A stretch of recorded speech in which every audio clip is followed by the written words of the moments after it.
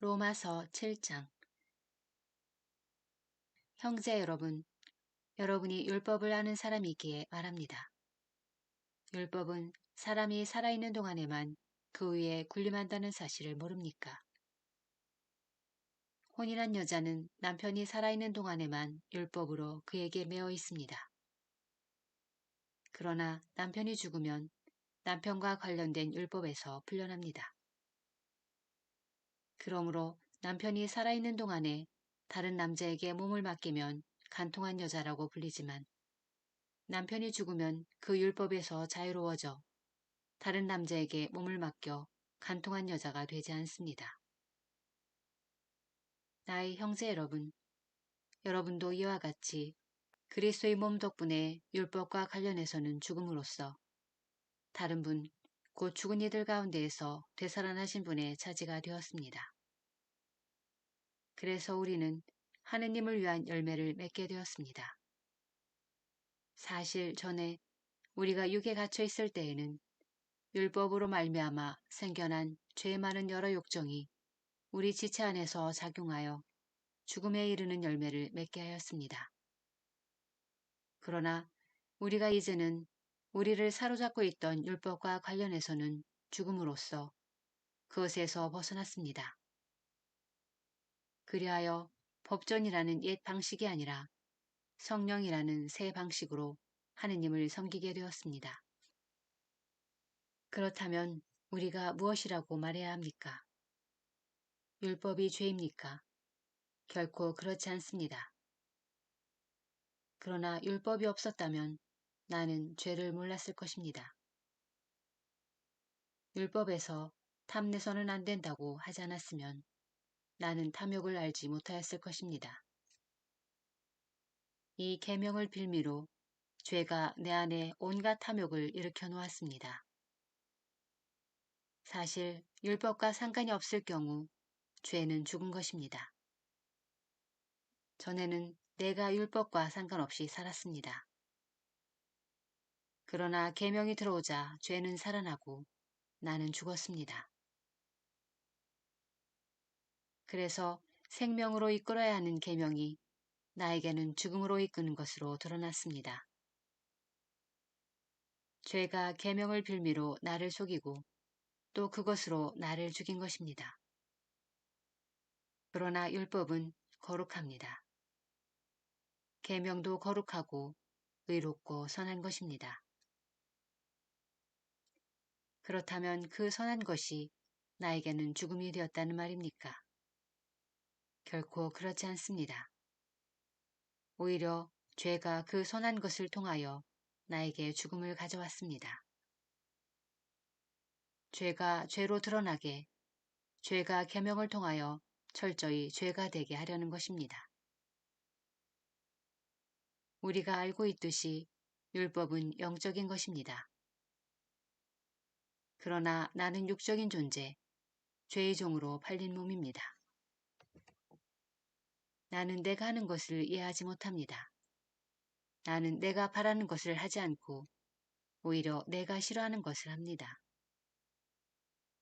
그런데 내가 바라지 않는 것을 한다면 이는 율법이 좋다는 사실을 내가 인정하는 것입니다. 그렇다면 이제 그런 일을 하는 것은 더 이상 내가 아니라 내 안에 자리 잡고 있는 죄입니다. 사실 내 안에 곧 내 육안에 선이 자리 잡고 있지 않음을 나는 압니다. 나에게 원의가 있기는 하지만 그 좋은 것을 하지는 못합니다. 선을 바라면서도 하지 못하고 악을 바라지 않으면서도 그것을 하고 맙니다. 그래서 내가 바라지 않는 것을 하면 그 일을 하는 것은 더 이상 내가 아니라 내 안에 자리 잡은 죄입니다. 여기에서 나는 법칙을 발견합니다. 내가 좋아하는 것을 하기를 바라는데도 악이 바로 내 곁에 있다는 것입니다. 나의 내적 인간은 하느님의 법을 두고 기뻐합니다. 그러나 내 지체 안에는 다른 법이 있어 내 이성의 법과 대결하고 있음을 나는 봅니다.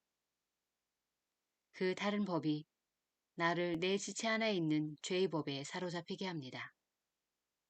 나는 과연 비참한 인간입니다. 누가 이 죽음에 빠진 몸에서 나를 구해줄 수 있습니까?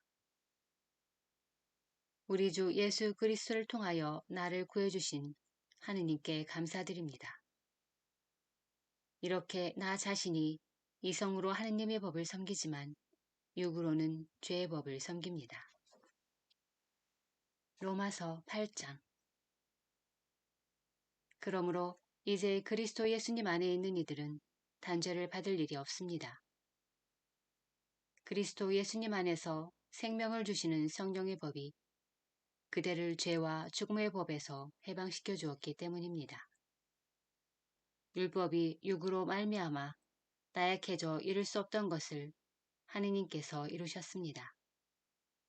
곧 당신의 친아드님을 죄 많은 육의 모습을 지닌 속죄 제물로 보내시어 그 육 안에서 죄를 처단하셨습니다. 이는 육이 아니라 성령에 따라 살아가는 우리 안에서 율법이 요구하는 바가 채워지게 하려는 것이었습니다. 무릇 육을 따르는 자들은 육에 속한 것을 생각하고 성령을 따르는 이들은 성령에 속한 것을 생각합니다. 육의 관심사는 죽음이고 성령의 관심사는 생명과 평화입니다. 육의 관심사는 하느님을 적대하는 것이기 때문입니다. 사실 그것은 하느님의 법에 복종하지 않을 뿐만 아니라 복종할 수도 없습니다. 육 안에 있는 자들은 하느님 마음에 들 수 없습니다. 그러나 하느님의 영이 여러분 안에 사시기만 하면 여러분은 육 안에 있지 않고 성령 안에 있게 됩니다. 누구든지 그리스도의 영을 모시고 있지 않으면 그는 그리스도께 속한 사람이 아닙니다. 그러나 그리스도께서 여러분 안에 계시면 몸은 비록 죄 때문에 죽은 것이 되지만 의로움 때문에 성령께서 여러분의 생명이 되어주십니다. 여러분을 죽은 이들 가운데에서 일으키신 분의 영께서 여러분 안에 사시면 그리스도를 죽은 이들 가운데에서 일으키신 분께서 여러분 안에 사시는 당신의 영을 통하여 여러분의 죽을 몸도 다시 살리실 것입니다. 그러므로 형제 여러분, 우리는 육에 따라 살도록 육에 빚을 진 사람이 아닙니다. 여러분이 육에 따라 살면 죽을 것입니다. 그러나 성령의 힘으로 몸의 행실을 죽이면 살 것입니다. 하느님의 영의 인도를 받은 이들은 모두 하느님의 자녀입니다. 여러분은 사람을 다시 두려움에 빠뜨리는 종살이의 영을 받은 것이 아니라 여러분을 자녀로 삼도록 해주시는 영을 받았습니다. 이 성령의 힘으로 우리가 아빠, 아버지하고 외치는 것입니다. 그리고 이 성령께서 몸소 우리가 하느님의 자녀임을 우리의 영에게 증언해 주십니다. 자녀이면 상속자이기도 합니다. 우리는 하느님의 상속자입니다. 그리스도와 더불어 공동 상속자인 것입니다. 다만 그리스도와 함께 영광을 누리려면 그분과 함께 고난을 받아야 합니다. 장차 우리에게 계시될 영광에 견주면 지금 이 시대에 우리가 겪는 고난은 아무것도 아니라고 생각합니다. 사실 피조물은 하느님의 자녀들이 나타나기를 간절히 기다리고 있습니다. 피조물이 허무의 지배 아래 든 것은 자의가 아니라 그렇게 하신 분의 뜻이었습니다. 그러나 그것은 희망을 간직하고 있습니다. 피조물도 멸망의 종살이에서 해방되어 하느님의 자녀들이 누리는 영광의 자유를 얻을 것입니다. 우리는 모든 피조물이 지금까지 다 함께 탄식하며 진통을 겪고 있음을 알고 있습니다. 그러나 피조물만이 아니라 성령을 첫 선물로 받은 우리 자신도 하느님의 자녀가 되기를, 우리의 몸이 성량되기를 기다리며 속으로 탄식하고 있습니다. 사실 우리는 희망으로 구원을 받았습니다. 보이는 것을 희망하는 것은 희망이 아닙니다. 보이는 것을 누가 희망합니까? 우리는 보이지 않는 것을 희망하기에 인내심을 가지고 기다립니다. 이와 같이 성령께서도 나약한 우리를 도와주십니다. 우리는 올바른 방식으로 기도할 줄 모르지만 성령께서 몸소 말로 다할 수 없이 탄식하시며 우리를 대신하여 간구해 주십니다.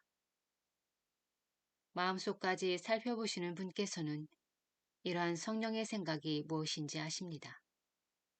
성령께서 하느님의 뜻에 따라 성도들을 위하여 간구하시기 때문입니다. 하느님을 사랑하는 이들, 그분의 계획에 따라 부르심을 받은 이들에게는 모든 것이 함께 작용하여 선을 이룬다는 것을 우리는 압니다. 하느님께서는 미리 뽑으신 이들을 당신의 아드님과 같은 모상이 되도록 미리 정하셨습니다. 그리하여 그 아드님께서 많은 형제 가운데 맞이가 되게 하셨습니다.